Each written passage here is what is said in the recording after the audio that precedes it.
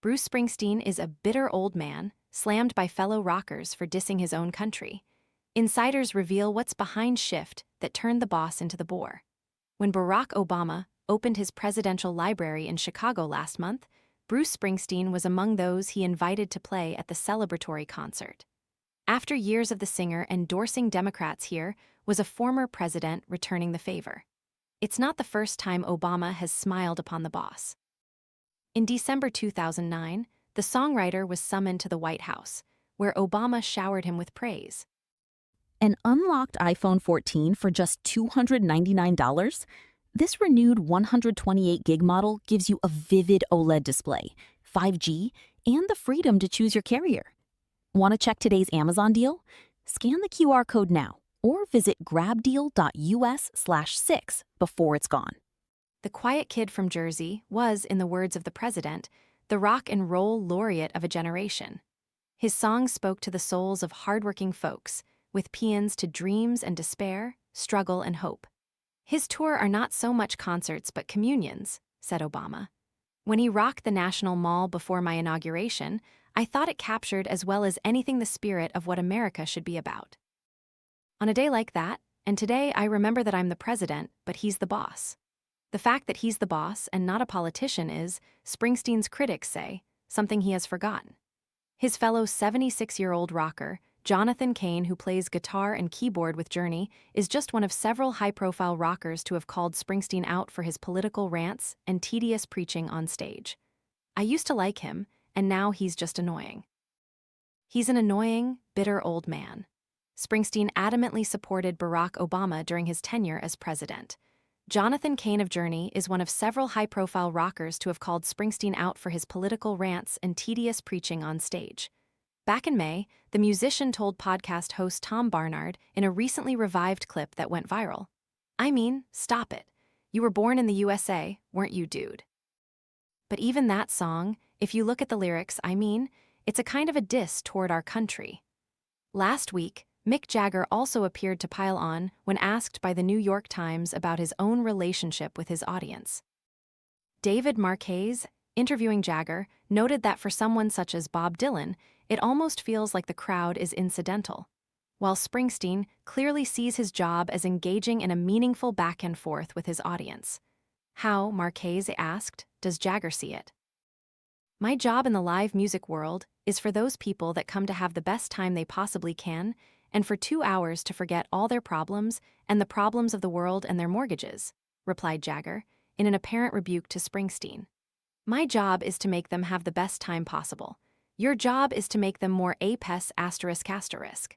So have Springsteen's politics become too much? Is he in danger of testing the patience of even his most ardent fans? With modern America more polarized than ever, listeners often insist they want their music apolitical. 2/3 of Americans would rather not know how their favorite celebrity voted, according to a survey of 2,000 people last year by Talker Research. Kanye West and Taylor Swift both saw how their embrace or rejection of Donald Trump sent their support plummeting. A source close to the singer told the Daily Mail he is more determined than ever to make his political feelings known. It's not like this is new, the source said. It takes on a different angle with Trump in office. That is the only difference. He went from subtle messages about politics to blatantly saying things, but he's not more political now than he once was. His most famous hit, 1984's Born in the USA, is an angry lament about the trauma of being forced to fight in Vietnam. Got in a little hometown jam, so they put a rifle in my hand, send me off to a foreign land, to go and kill the yellow man. That same year, with the song topping the charts, Ronald Reagan, then running for re-election, attempted to co-opt the singer's success and spirit on the campaign trail in Springsteen's home state of New Jersey. America's future, Reagan told the small-town audience, rests in 1,000 dreams inside your hearts.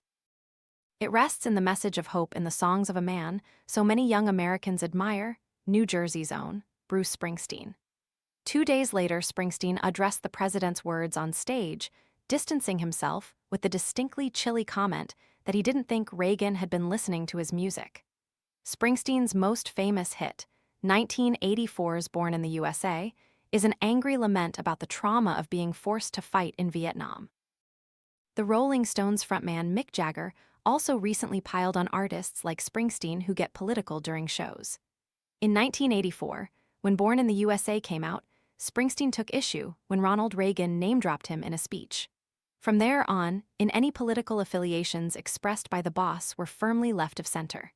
In 2004, he nailed his colors to the mast and endorsed Democrat John Kerry in his failed presidential run. But 2 decades on perhaps Springsteen's lyrics lamenting police brutality or homelessness and poverty are just too dark for these troubled times. After all, people come to his steeply priced shows to be entertained, not lectured or reminded of the woes of the world. His most recent song, Streets of Minneapolis, rails against the killing of protesters Alex Preddy and Renee Good by immigration and customs enforcement agents. It's our blood and bones and these whistles and phones against Miller and Noam's dirty lies, he sings. Donald Trump responded by taking to Truth Social and describing the singer as a dried-up prune who had long had a horrible and incurable case of Trump derangement syndrome. The disdain is long-standing and mutual. Back in 2016, Springsteen said that the Republic was under siege by a moron. Still, undeterred by Trump's slight, Springsteen doubled down and in March chose the embattled Minnesota city to kick off his latest tour. The tour is going to be political and very topical about what's going on in the country, he told the Minnesota Star Tribune at the time. My job is very simple.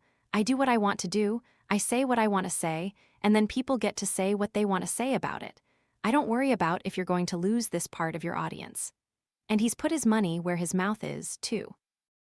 While his extensive philanthropy is largely focused on food banks, veterans, and homelessness rather than political donations, he is known for taking time away from his hectic schedule to campaign for Democrats across the country.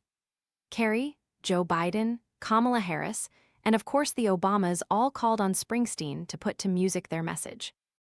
A month ahead of this year's midterms, Springsteen will anchor a Power to the People music festival in the outskirts of Washington, D.C., featuring acts such as Foo Fighters, Dave Matthews, Joan Baez. The one-day event will include voter registration drives, and all the net proceeds from the VIP tickets will go to Votriders, described by organizers as a nonpartisan organization committed to eliminating stringent voter ID laws. But if some chafe at Springsteen's activism it is, the Daily Mail has been told, fully supported by his wife Patty Sylfa, 72. The couple, parents to 3 adult children, celebrated their 35th wedding anniversary last month. People around him encourage him to do what he's already done, the source said, adding, he and Patty are not going home and talking about politics at the moment. Springsteen's most recent song, Streets of Minneapolis, rails against the killing of ICE protesters. Springsteen's wife, Patty Sylfa, fully supports his choice to be political. People around him encourage him to do what he's already done, the source said. The Daily Mail has approached Springsteen's representatives for comment.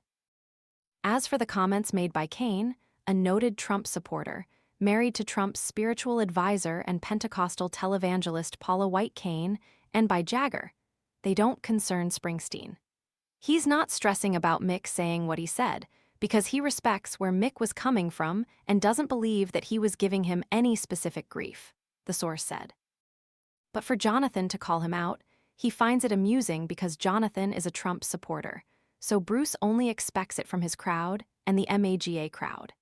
He's not going to make it personal with Mick and Jonathan or anyone else that comes out of the woodwork that is against his beliefs.